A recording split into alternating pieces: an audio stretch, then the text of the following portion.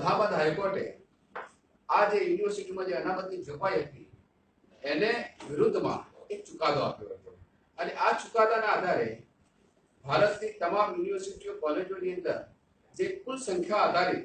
ખાલી જગ્યા પર ભરતી કરવામાં આવતી હતી એની જગ્યાએ વિષય આધારિત ભરતી કરવા માટેનો ચુકાદો આપ્યો અને આ ચુકાદાને આધારે યુજીસીએ 5/3/2018 ના દિવસે પરિપત્ર કર્યો અને એ ચુકાદાનું પાલન કરવા માટે દેશની તમામ યુનિવર્સિટીઓ અને કોલેજોમાં એનો અમલ કરવા માટે સૂચના આપી। હવે જો આ પરિપત્રનો અમલ કરવાનું થાય તો ઓબીસી સમાજ, આદિવાસી સમાજ અને અનુસૂચિત જાતિ સમાજને સંપૂર્ણપણે નુકસાન થશે અને વિકલાંગ,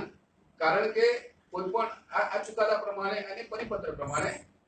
દરેક કોલેજમાં ભરતી કરવાની થાય તો વિષય આધારિત ભરતી કરવી એવી સૂચના આપવામાં આવી હતી। હવે કોઈ પણ એક હું ઉદાહરણ આપીશ કે ધારો કે અંગ્રેજી વિષય હોય તો જે તે કોલેજમાં અંગ્રેજી વિષયની સંખ્યા 1, 2 કે 3 હોય। હવે એની ઉપર અનામત નીતિ પાલન કરવામાં આવે રોસ્ટર આધારિત તો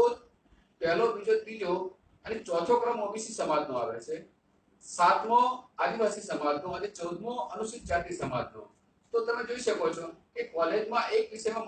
માત્ર 2 કે 3 પ્રોફેસરો હોય તો ચોથો ક્રમાંકે ઓબીસી સમાજનો વિદ્યાર્થી કે ઉમેદવાર ક્યારે નોકરી લાગી શકશે અને આ રીતે સંપૂર્ણ અનામત નીતિ નાબૂદ કરતો આ પરિપત્ર હતો, જેની રજૂઆત રાજ્યપાલ શ્રી અને અમારા અમદાવાદના સાંસદ સભ્ય ડોક્ટર કિરીટભાઈ સોલંકી જેઓ એસસી એસટી કલ્યાણ વિભાગ ભારત સરકારના ચેરમેન પણ છે, તેમણે રજૂઆત કરી અને તેમણે તાત્કાલિક 6 તારીખે રજૂઆત કરી, 7મી તારીખે એમણે મારું રીડિંગ કર્યું અને 8મી તારીખે એમણે યુજીસીના ચેરમેન અને ભારત માનવ સંસાધન મંત્રાલયની મીટિંગ કરી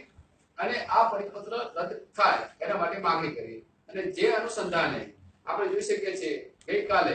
યુજીસી એક પરિપત્ર કર્યો છે અને જણાવે છે કે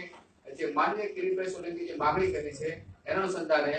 આ જે અલ્હાબાદનો ચુકાદો છે એની સામે સ્પેશિયલ પિટિશન સુપ્રીમમાં ફાઇલ કરીએ છીએ। એનો અર્થ એવો થાય કે યુજીસીએ પરિપત્ર જે કર્યો હતો એની સામે યુજીસી વિરુદ્ધમાં જઈ અને સુપ્રીમમાં કેસ કરવા જઈ રહી છે અને આ પરિપત્ર જે છે એ પરિપત્રનો આપોઆપ રદબાતલ થાય છે, કારણ કે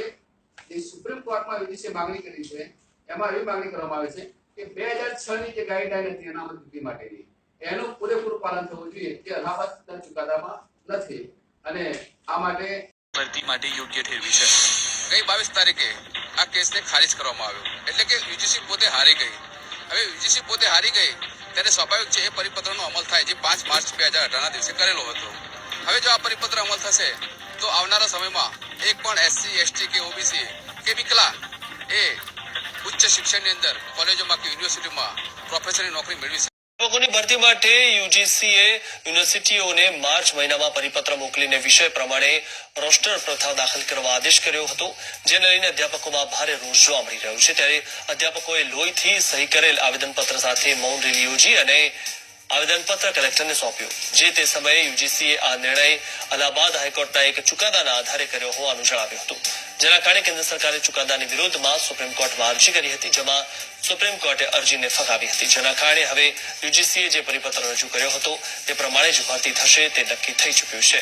યુજીસીના નિર્ણયનો વિરોધ કરવામાં આવ્યો અને અધ્યાદેશ લાવવા માટે આગામી સમયમાં એસસી એસટી અધ્યાપક મંડળ સરકાર પર દબાણ કરશે। સરકાર પાસે માંગણી કરી રહ્યા છે કે તાત્કાલિક ધોરણે આનો અધ્યાદેશ લાવવો જોઈએ, જેથી કરીને એસસી એસટી અને ઓબીસી સમાજને ન્યાય મળે। મારું કહેવું એટલું છે કે દેશભરમાં 80% થી વધારે વસ્તી ઓબીસી સમાજ, એસસી સમાજ અને એસસી સમાજની આવેલી છે, ત્યારે આ પ્રકારના જે પરિપત્રો થયા છે એ આ સમાજને ખૂબ જ અન્યાય કરતા છે। વેલેન્ટાઇન ડેના